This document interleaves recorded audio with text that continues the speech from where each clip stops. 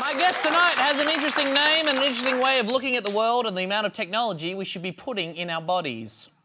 A man who was fined $220 for travelling without a train ticket because his Opal card chip was implanted into his hand has had his conviction overturned.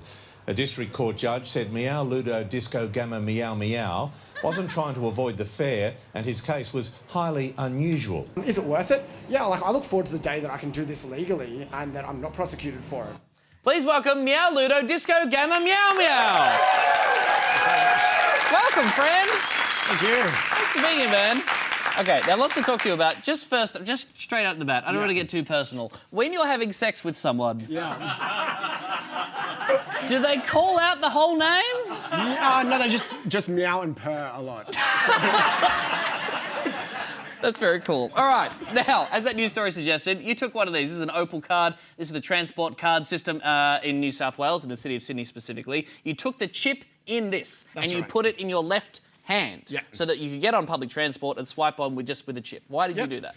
So the guy who engineered the actual chip for me, his name's Amor Grafstra. He was over talking about cyborg rights for the launch of a video game, and we were talking about different like low-hanging fruit in the implantable space, and we thought the easiest ones would be a credit card or a transport card. I already had one chip by this time.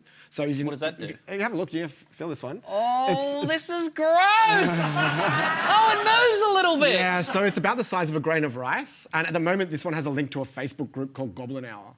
So, But what do I do? How do I scan that and get to the Facebook group? So you just take a phone, unlock it, and then if you just kind of like touch it towards the NFC scanner, it opens up. So I'm offline at the moment. But or you could just go to a Facebook group. Yeah. It's reprogrammable. That's a sweet hack for me there. I update it regularly depending on what I'm doing. So sometimes I'll put like a YouTube clip on there, or when I was running for politics, I had like vote 1 Meow, so you like tap it and it brings up a little message. And I have my business card on this one, and then the famous Opal card is in the back, just behind my pinky. Does it hurt when they put it in? Yeah. It hurts for about a week afterwards too. Oh yeah, just the week then. But it's not too bad. If you've had a piercing before, it's about the same amount of pain. Okay. So the one that was done on the back of my thumb is just done with like a giant syringe. Okay. A syringe big enough to fit a grain of rice into it.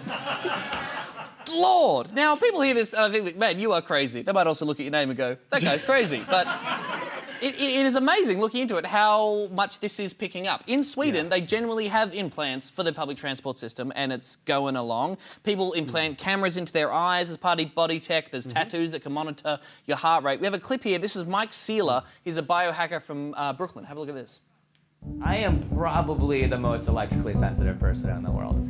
I have 1/4-inch wide discs of neodymium covered in silicone installed down the tips of my fingertips. They allow me to feel magnetic fields, oscillating magnetic fields. So if I'm walking over the subway, I could feel the subway running underneath me. I could feel lampposts, telephones, microwave from 4 or 5 feet away. That's stupid! Why do you want to feel a microwave? Yeah, so I think magnet implants are kind of interesting. You can do some fun stuff. So I've heard that you can check fuses with it. You can feel for power cables behind a wall. So if you're about to drill in to put a picture up or something like that, you're not going to electrocute yourself. But supposedly the magnets are like the breakthrough implant. So a lot of my friends who call themselves grinders talk about, especially Tim Cannon, is the I have a lot of friends on Grindr too. Yeah.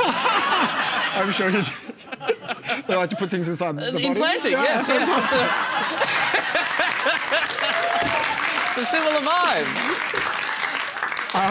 So they say the magnet is the one that kind of makes you feel like you have a superpower. Right. And I got told, in fact, I got called I got called by an academic the man with the world's dumbest superpower. The ability to catch public transport without reaching into your pocket. Well, it's low-hanging fruit, as you say, but, you know, obviously you're talking about the future of the technology. You got into a bit of legal trouble because you didn't present the card and stuff, and anyway, that's just all basically sorted out now. And underneath there, it's moving towards this thing which we call zero UX. So we're talking about user experience, right? So we don't think much about pulling an Opal card out and then tapping it until you have your hands full. And then all of a sudden it does become a problem.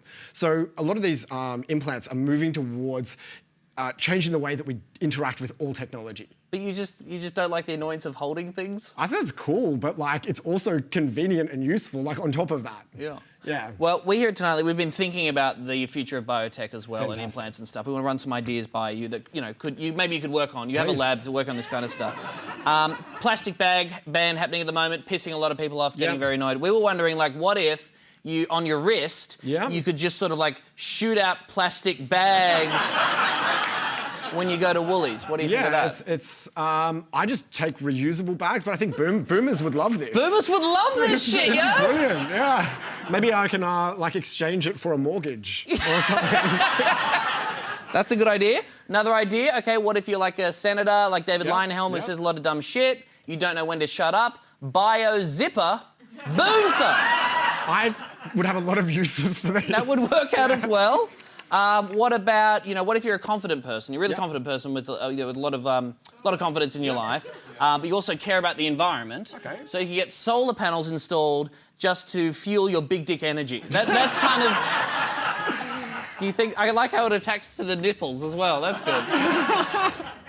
I think that solar probably isn't the best because it doesn't produce much energy. I think radioactive version of this would probably be what I would go for. Jesus! You're an evil genius, sir! And I love the environment. So. That's amazing. Well, yes, you're running for the Science Party at the New South Wales state election next year. You ran That's against right. Anthony Albanese in the 2016 election Yep. for the lower house as well. And also ran against Barnaby Joyce in the November election last year. Oh my God! Yeah, take on the big boys. So. Yes. Yeah, that worked out well for everyone. Hey, I gave them an alternative. I don't think they could have done much worse than what they got. So. Well, what, are you going to take this stuff to the election, to the people of New South Wales? Yeah, they'll definitely be part of an overarching campaign. I'm really interested in us making policy that's kind of future-focused and based in data. So I think in New South Wales, probably the biggest thing is the quality of life for millennial generation and younger. So the Great Australian Dream kind of died. Menzies' Great Australian Dream of buying a house, having a 25-year job, and this was done by Menzies because he wanted to have a stable society. So he said, if you have a house and a 25-year job, you're invested in the nation, you have a share. So what does it say when the current Liberal government, for example, takes that away from us and most people don't have a mortgage or a consistent job? What does that say from the government to us? It says that maybe they don't want a stable society or they don't think we have any stake. So I'm interested in how do we make just better quality of life generally for like younger people in New South Wales. Because you implant the chip and then you don't have to carry your coffee. That's it. You get a free That's good. Well, it is also your birthday today. It is. So we're going to finish up now, but just one last thing. We got your birthday card from Opal, and there it is. Just says happy birthday there. Please thank you, ladies and gentlemen. Meow, Ludo, Disco